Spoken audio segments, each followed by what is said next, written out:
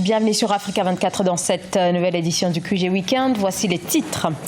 Un accord de participation au risque de plusieurs dizaines de millions de dollars au profit du groupe Attijari Wafa Bank. Le nouvel engagement de la Banque africaine de développement pour le commerce intra-africain. Le décryptage à suivre dans ce journal. L'orchestre de l'université d'Abidjan est le retour sur scène du groupe mythique des années 80-90 en Côte d'Ivoire.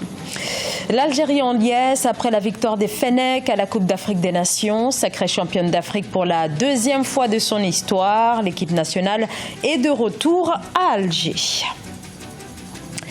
La Banque africaine de développement et Attijari Wafa Bank s'associent pour le développement du commerce intra-africain.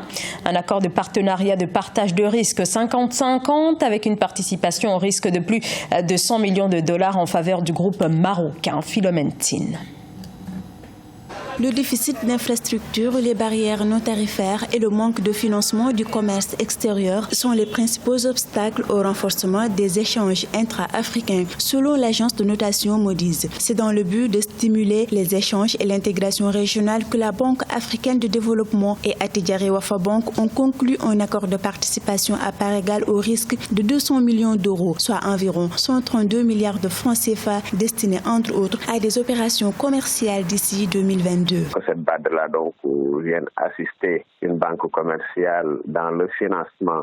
Très souvent, la vulnérabilité de certains projets pouvait être un bémol. Ce fonds de garantie permettra au groupe marocain de pouvoir faire beaucoup plus de crédits avec moins de risques. Cet accord de participation au risque permettra de répondre à la demande croissante des marchés africains en matière de financement du commerce extérieur dans des secteurs économiques vitaux tels que l'agroalimentaire, la santé, les services et l'industrie. Donc effectivement, il faut éviter que le groupe Wafa Bank ne fasse de ce financement une garantie pour certaines entreprises, surtout des BTP marocaines, à leur seul profit. Quand on sait qu'aujourd'hui le Maroc a investi l'Afrique de l'Ouest, le développement des entreprises marocaines aujourd'hui dans toute la CEDEAO est très connu. Il faut effectivement qu'il y ait un arbitrage conséquent. Cet accord appuiera notamment les banques commerciales africaines ainsi que les petites et moyennes entreprises du continent en leur garantissant un meilleur accès au financement de leurs opérations de commerce extérieur. Rappelons que le groupe marocain Attijari Wafa Bank a été récemment élu meilleure banque du Maroc par le magazine international de référence des marchés financiers du monde Euromoney lors des prix de l'excellence 2019 à Londres.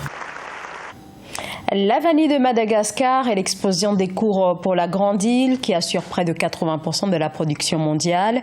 Seulement voilà, on assiste à une dégradation de la qualité de la précieuse épice en raison notamment des trafics et des vols sur les plantations. Aïssatou Bari, Ibayako. À Madagascar, la culture des gousses de vanille est la plus importante au monde avec plus de 3000 tonnes produites par an. Ce secteur a connu une montée en flèche des prix en 2019, suscitant la convoitise de plusieurs habitants face à ce marché juteux. Ainsi, une vague de criminalité a déferlé sur ce pays d'Afrique de l'océan Indien. En un an, les pilleurs ont pu voler près de 200 kg de vanille malgré les ripostes armées des agriculteurs. Ils sont venus ici en rampant, et quand ils ont trouvé des grappes de gousses de vanille comme celle-ci, ils les ont arrachées. Puis, quand ils ont vu que j'étais là, ils ont pris un autre chemin. Ils ont été arrêtés de force. Ils ont dû prendre environ 3 kg de vanille, 18 grappes. Ces actes de pillage ont poussé les agriculteurs à cueillir des gousses non mûres avant la date effective du 15 juillet. Seulement à ce stade de production, le taux de vanilline, un conservateur naturel que l'on retrouve dans ces fleurs, est très bas. De ce fait, la qualité et la quantité de la marchandise se détériorent très rapidement. Lors des opérations de police, lorsque les voleurs de vanille sont arrêtés, il arrive que les gens riches tentent de soudoyer des gendarmes pour qu'ils libèrent ces voleurs. C'est une forme de corruption à laquelle on voudrait mettre fin. Au cours de ces 5 dernières années, les prix de la vanille ont augmenté de 500% sur le marché, avec une part de 5% du PIB, faisant de la matière première le premier produit d'exportation et la première devise pour la Grande Île.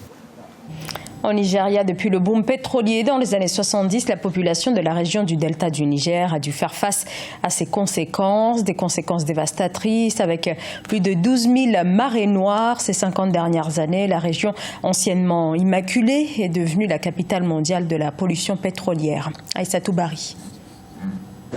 Au Nigeria, les activités pétrolières dans le plus grand bassin d'extraction du pays menacent la survie d'une population de 6,5 millions de personnes vivant de la pêche. Les deux compagnies pétrolières, Shell et Eni, sont selon Amnesty International responsables de cette pollution.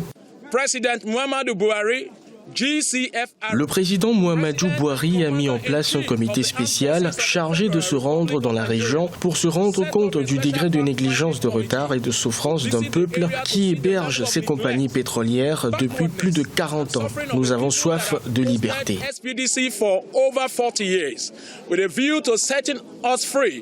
De janvier 2011 à décembre 2017, la compagnie anglo-néerlandaise Shell avait enregistré plus de 1000 fuites sur ses infrastructures, soit une perte de 17,5 millions de litres de pétrole brut. La société italienne Eni a quant à elle recensé 820 fuites, soit l'équivalent de 26 286 barils et 4,1 millions de litres de brut depuis 2014. Si vous voyez aux alentours du fleuve, les arbres et la mangrove meurent. Les poissons qui viennent sont tués par l'huile déversée par les compagnies. Même les écrevisses et les crabes, tous meurent. Les retombées de la manne pétrolière devraient mettre les habitants de la région à l'abri du besoin. Sauf que la réalité est tout autre. Privés de moyens de subsistance, les habitants multiplient les actions de protestation dans le but de se faire entendre. Les défis de la formation au Sénégal dans un contexte marqué par un chômage estimé officiellement à près de 16% et avec des formations qui peinent à répondre aux réalités du marché du travail. L'État se dit engagé à mettre en place des formations en adéquation avec le marché de l'emploi à travers des filières plus professionnalisantes. Reportage entre correspondants El Hadjoun Ndiaye. Une nouvelle plateforme d'inscription dénommée www.samobon3ftp.com a été lancée à l'intention des jeunes demandeurs de formation professionnelle au Sénégal. Cette plateforme est mise en place par le Fonds de financement de la formation professionnelle et technique 3FTP le 15 juillet 2019. La formation des jeunes Sénégalais est financée à 90%. Parce qu'on est dans l'ère du numérique, on est dans l'ère du digital, donc ils ont l'habitude d'aller cliquer sur des onglets et autres, donc c'est très simple. D'abord, ils vont remplir leur identité, des informations personnelles, et après ils vont avoir un autre onglet où ils vont renseigner un peu, regarder quel type d'établissement ils souhaiteraient avoir et voir à l'intérieur quel type de formation. D'une durée de 6 à 9 mois ou même plus selon le type de formation. Ces jeunes sont formés dans des secteurs porteurs de l'économie. Baïfaï est porteur de projets et souhaite être formé dans le domaine multimédia. Pour lui, cette plateforme peut lutter contre le chômage des jeunes au Sénégal qui est estimé à 15,7% selon l'Agence nationale de statistique et de la démographie. Bon, ça m'intéresse parce qu'il y a beaucoup de jeunes qui sont là, qui n'ont pas les moyens pour s'inscrire à une formation complète. Entre 2016 et 2018, le 3FTP a financé 19 322 jeunes Sénégalais pour un montant global d'environ 7 milliards de francs CFA. Après sa récente réformation, l'orchestre de l'Université d'Abidjan est de retour sur scène. Les anciens de l'OUA ont décidé de reprendre leurs instruments. Avis donc aux nostalgiques de la vie étudiante des années 80 et 90. Reportage entre correspondants en Côte d'Ivoire, Olivier Conan. Se rappeler au bon souvenir des mélomanes, c'est l'ambition de l'OUA, orchestre de l'Université d'Abidjan, qui revient sur la scène musicale avec un album intitulé Reminder. Les membres de ce groupe mythique d'étudiants y revisitent les succès du temps passé comme Uprising de Ramses Kimon et Zéa Zéa de Feu Paul Dodo. Ce que nous comptons faire en tant qu'anciens, c'est justement d'apporter notre petite expérience en matière de création musicale. Puisqu'on a quand même travaillé avec de grands artistes un peu partout.